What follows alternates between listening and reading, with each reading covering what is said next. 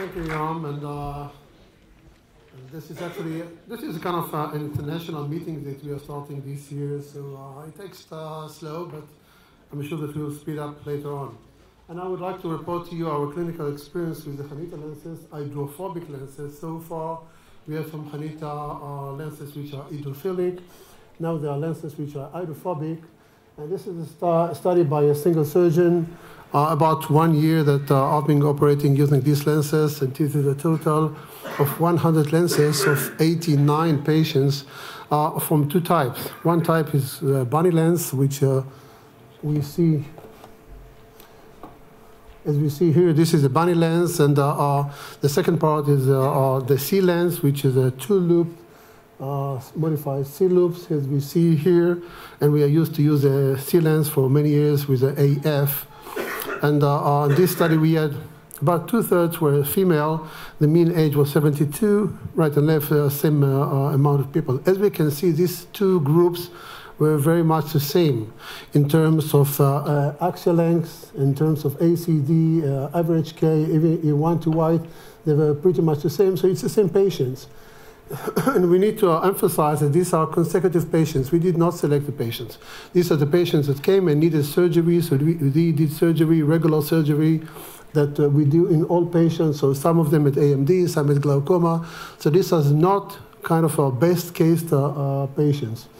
And also, as for the target of refraction, we did not have target refraction. Some patients we aim for metropia, some for mild myopia, others for monovision. It just depends on the case. What I'm saying is that actually reporting on the uncorrected visual acuity is meaningless, because if you don't aim to have metropia, you don't aim to have uncorrected good vision. So here we are reporting on the best corrected vision.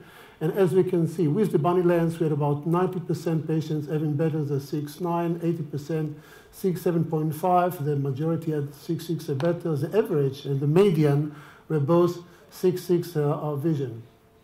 As for the SeeLens HP, HP means hydrophobic, our results are even more impressive. It doesn't mean that this is a different kind of lens, a different patient. 97.5. And at 6.9, all of the patients and best corrected driving vision, and the average and the median were 6.6. So these are really very good results. Absolute error was about a quarter of a diopter, ranging between 0.3 to 0.4 with the Bunny, 0.2 to 0.35 with the SeeLens. And what is even more interesting is what we saw with the mean numeric numbers, which were hyperopic for the SeeLens and myopic for the BunnyLens, and myopic for the SeeLens. What it means is that we need to change a little bit the A constant. Now, the A constant that was calculated and given to us by the company was 118.5 for the Bunny and 119.2. This was based on some kind of a geometrical theoretical calculations. But when we did calculate our constant, we found out that actually the A constant should be 118.8 for both, which make it very convenient, because this is the same A constant that you use for the SeeLens, for the Acusor, for the sensor.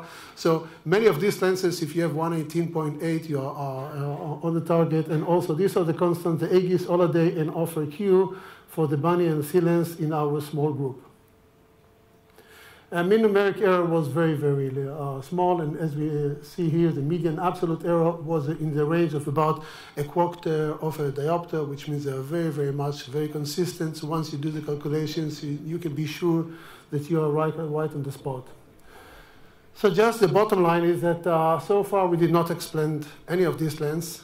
We did not have any cracks and any tears, which was one of our significant problem when you have hydrophilic lenses. Once they are stuck, or if you extend them, they tear easily.